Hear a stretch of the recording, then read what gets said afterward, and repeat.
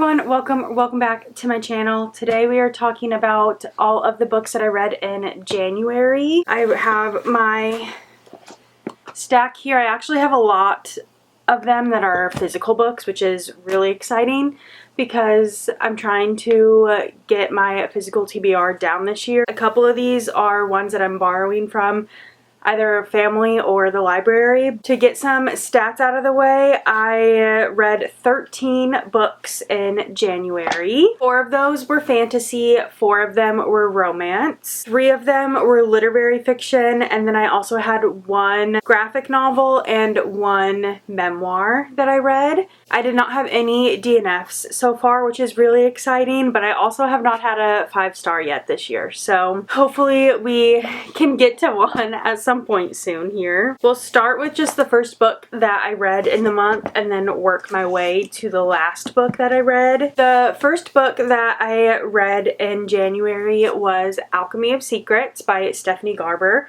This is her debut into adult fantasy, and I really enjoyed this one. I gave it 4 stars. It follows a girl who is really into folklore, and she took this whole class in college talking about folklore, and it's class very prestigious, not, you like have to know about it to get into it type thing. It's not just like on the roster. It just follows a bunch of local urban myths and legends and stuff. She decides that she believes that a lot of these myths and legends are true, so she tracks down one man in one of these legends that's called the Watchman. And the theory is that if you call him and ask for the time, he will tell you the time and date that you are going to die. And she calls him and finds out that she has like 24 hours to live. And the only way that she can live past that 24 hours is if she finds this relic from a different myth that is like, no one knows where it is. People have been trying to find it for centuries and no one's been able to find it. And she has to find it in order to live past the 24 hours that she was given. It was really interesting. I really liked it. The beginning of this book, if you've read The Night Circus, kind of gave similar vibes to me, just like the way that it was written and talking about you're in this class. And then the second book that I read in January was A Theory of Dreaming. This is the second book in a Study in Drowning series by Ava Reed. I enjoyed this one. It's not my favorite. I definitely have... hi, Luna. I'm definitely mainly collecting the books for the sprayed edges because they are beautiful and displayed on my bookshelf are really pretty. It was a 3.5 star read, so it wasn't anything amazing, but it wasn't terrible either. It's just a continuation of the first one, which the first one follows a girl who is in the architecture program at this college, but she really wants to be in the writing program, but it is during a time period where women are not allowed to be in that program. And she gets invited to the family house of this like super well-known writer who she loves and adores to rewrite the architecture plans of this house because it's kind of starting to like fall apart. And she gets invited to go, and so she goes because she loves this author. But there's another person there who is in the writing program of this college, and he does not believe that that writer is who he said he was, and so he's kind of trying to prove or disprove some of the things that he wrote. And then this one follows them now that they're back in school, the same 2 characters. They're back in school after everything that happened at that house.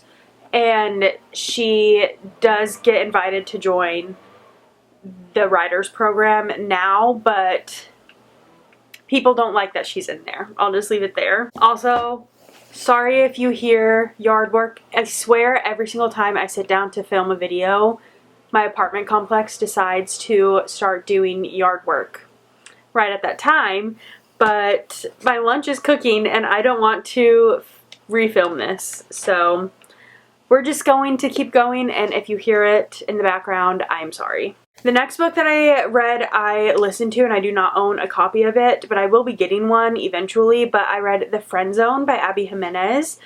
This was a 4.5-star read. I really enjoyed this one. Follows a girl who, which I will say, this book, trigger warning, if you are someone that struggles with infertility or talks of that kind of stuff, this book could be really heavy for you. But also with that said, that is one of my biggest triggers within a book, and this was one book that has that as a topic that did not trigger me. It actually made me feel good after reading it, so take that with a grain of salt. But our female main character has some sort of disease or condition that affects her uterus and her ovaries, especially during menstruation. It's not endometriosis, I don't think. I would remember it if it was.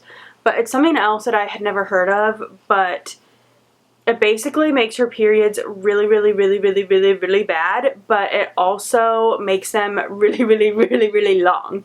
So there were points in the book where she was like literally had like a month-long period that was really heavy. So basically she is getting a hysterectomy, I think, or something along those lines. And it will make it to where she either can't have kids or like very, very rarely will be able to. I think it's like to the point where she won't be able to.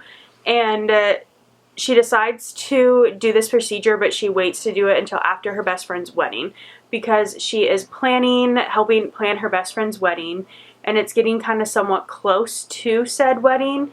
And the groom's best friend comes, who's the best man, and starts to help plan the wedding, kind of. Our female main character and male main character, it's the best man and maid of honor. They kind of start to connect. Well, technically she is in a relationship when they first meet, but he is in the military, and they're kind of on a rough patch, and they decide to break up at some point during the book, and he is fresh off of a breakup. He makes it very known and clear that he very much wants kids, and he wants those kids to be his kids, like biologically his kids. And so even though our female main character is like falling for him, and you can kind of tell that he is also falling for her, she makes it very, very known that nothing can ever happen, and he doesn't fully understand why until he discovers that she is having this procedure done. And then he's like, oh, I basically pushed her away by telling her all these things that I want that she's not going to be able to give me, type thing. It was done really, really well, really, really beautifully, and I actually really enjoyed it. Obviously, I gave it a 4.5-star rating. The next book that I read was another 3.5-star, and it was The Rom-Commers by Catherine Center. I really enjoyed Catherine Center's writing. I think it's really fun, and I love that they're not overly spicy as some other authors are, because personally I don't like the spice. I like to skip over the spice, and the few spice scenes that are in her books are very skippable. This one follows a girl who is an aspiring screenwriter, and she wants to write movies, and she gets hired on to help this super, super, super well-known sci-fi writer, I think, is going to write a rom-com, and she gets recruited to help ghostwrite and help him fix up his screenplay. Obviously they will fall in love because that's the plot of a romance book. I really liked it. I thought their chemistry was really fun. I liked all the banter and just the story. It's fun reading books about writers, getting to kind of see the thought process behind it, and I really enjoyed this one. I'm glad to add it to my collection of her books that I've read. And then I read The Well of Ascension by Brandon Sanderson. This is the second book in the Mistborn series. I really enjoyed this one too. I gave it 4.5 stars as well. I don't even know where to begin with this one. It's the second book in the series, so I don't want to spoil anything that happens in the first book of the series. In this world, there is mists that take over at night, kind of like a fog, kind of is what I envision at least. And the magic system in this world has to do with metals, and you ingest metal and then you can use that metal that you ingested as magic. But most people, if they have magic, 'cause not everyone does, if they do, they only have it with one metal. They can only work and ingest one metal and it will work. The other ones won't work. But there are Mistborns that can use and work with any metal. The first book, you are following Finn, and she has discovered that she is a Mistborn. Gets recruited to join this rebellion that is trying to take over the Lord Ruler. At the end of that book, you kind of see some conclusions with that, and then this book is following Finn and that same group of people as they are trying to rebuild society, I guess. And there seems to be like a war kind of brewing. And so not only are they trying to survive the aftermath of what happened in the first book, they are trying to stave off this war from happening. And then the next two that I read, I do not have physical copies of as well. The first one was called The 100 Years of Lenny and Margot. This one was really cute. It wasn't like my favorite book of all time, but the story was really empowering. It follows two different characters. Oh, I gave this one 3.5 stars. It follows two different characters, both that are at the end of their lives in the hospital, one of which is a 17-year-old girl, I believe, and the other one is like a 70-80-year-old woman, and they form this sort of connection. The hospital that they both live in has started this art program lessons thing for the patients, and so they team up and decide to draw 100 paintings because their ages combined equal 100, and so they decide to draw or paint 100 paintings that represent their lives, and then while they're painting them, they're like telling each other their life stories basically. And then I read a little short story on my Kindle that I did not love. It was called Lovers at the Museum. I gave it 2 stars. I just really did not enjoy it. It follows two characters that have a wild night in a museum, and this museum has some sort of magic. I don't know. The girl was a runaway bride, and I don't remember who the guy was. I did not enjoy it. That's all I'm going to say about it. And then I read another 4.5 star. This is probably my favorite book that I read in January, and it is Beartown by Frederick Bachman. I love Frederick Bachman's writing. I think he writes so beautifully. I match my book because my shirt's blue and I'm white. I am pale. I would not believe that I would like a book about hockey, a hockey team, as much as I did, but I loved this book. It follows a junior hockey team in this really small town called Beartown, and that town is basically dying because there's just not enough jobs to go around, so everyone's having to move out of this small town. This junior hockey team is on track to possibly win the final, and if they do, they will build a hockey school in this small town, and that could just save Beartown. But you're following this team and a bunch of other characters, and everyone has their own little secrets. And one of those secrets gets out right before the final game and uproots everything and causes complete mayhem in the town. But this was probably my favorite book that I read in January. The next book that I read was Quicksilver. This one I had really high hopes for because I've seen so many amazing things about it online, but honestly I still ended up giving it 4 stars, so I enjoyed it. It was a fun time, but it just didn't seem like anything special to me. It felt like every other fantasy book out there, you know, like it didn't have a unique story to me. It was very much cut, copy, paste of a bunch of other fantasy novels out there. So with that said, I will be picking up the second one because the ending of this one makes me really want to know what happened next. And I also will say there was quite a bit of spicy stuff in here that I had to skip over. Keep that in mind too if you're someone that doesn't like spice, or if you do like spice, it doesn't matter to you. But I did have to skip over quite a bit of stuff in this one. It follows a girl who gets swept off into the Fae realm and makes a deal with the Fae person that took her away that she will help restore or build these like weapons for him and his army to use to help win this war that is happening in the Fey realm. So, you know, like I said, it didn't seem like anything special to me, but I still had a fun time while I was reading it. The next book that I read was the memoir that I read in January, and that was The House of My Mother by Sherry Frankie. I don't know if I'm pronouncing her name right. Sorry, Sherry, if I pronounced it wrong. I really enjoyed this one. I don't rate memoirs, so there's no rating for this because I feel weird putting a star rating on someone's life. So if I did rate them, I would literally just give every single one 5 stars, even if it's not like an actual 5-star read.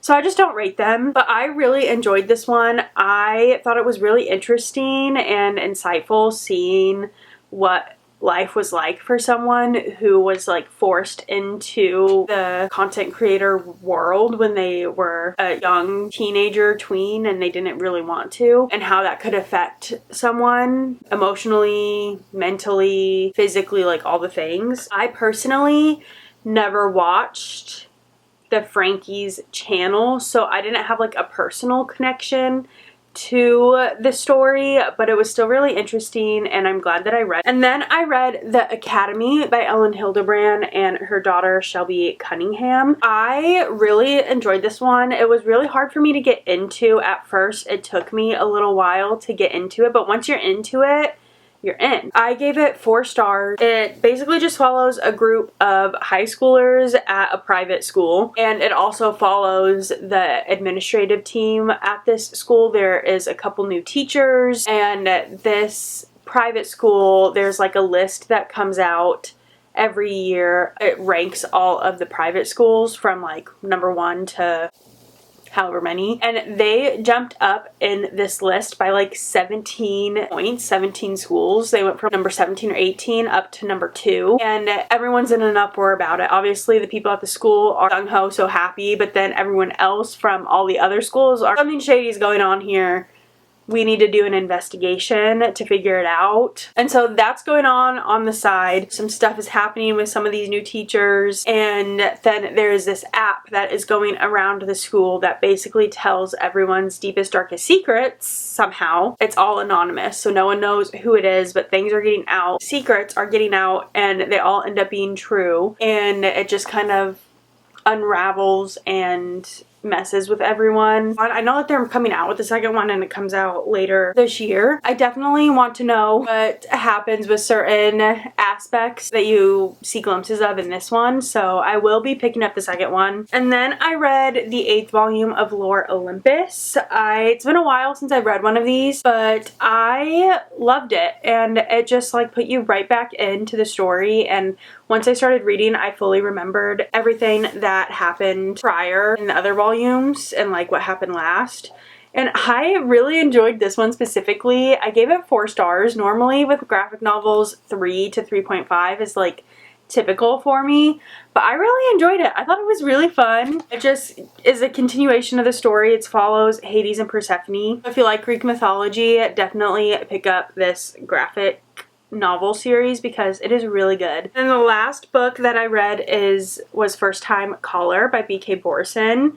I have been waiting to read this for almost a full year now because I bought it right when it came out last year basically, and I didn't get around to it until after Valentine's Day, which now, hindsight's 2020, I now realize that I could have kept listening, or I could have kept reading it, because only the very beginning part takes place actually on Valentine's Day. The rest of the book takes place after Valentine's Day, but for whatever reason, I could not get past that first couple chapters, like, happened so close to Valentine's Day that I was like, I have to read it close to Valentine's Day.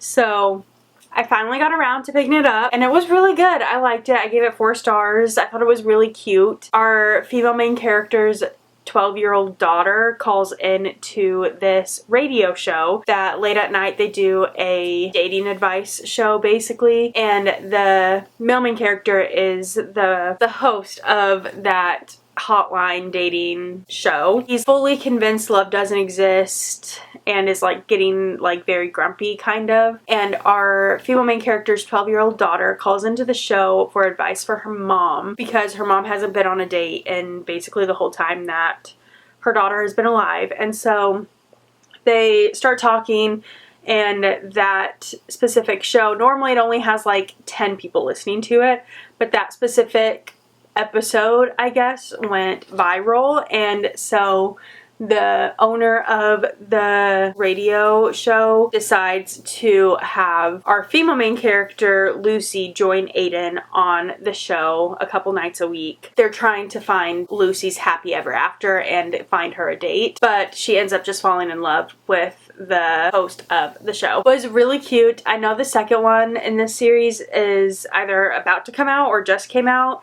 and I will be reading that one because I think it follows the guy's best friend who also works at the radio show, and he seems so quirky and fun. So I definitely am excited to get to that next one at some point also. But with that, that is all of the books that I read in January. Got my whole big stack right here. I hope you guys enjoyed hearing me chat about all the books that I read in January. Let me know if you read any of these, and if you did, what you thought of them, or let me know if any of them are on your radar. And I hope to see you guys in my next video. If you enjoyed and like it, please stick around. I would really appreciate it, and I will see you in the next one.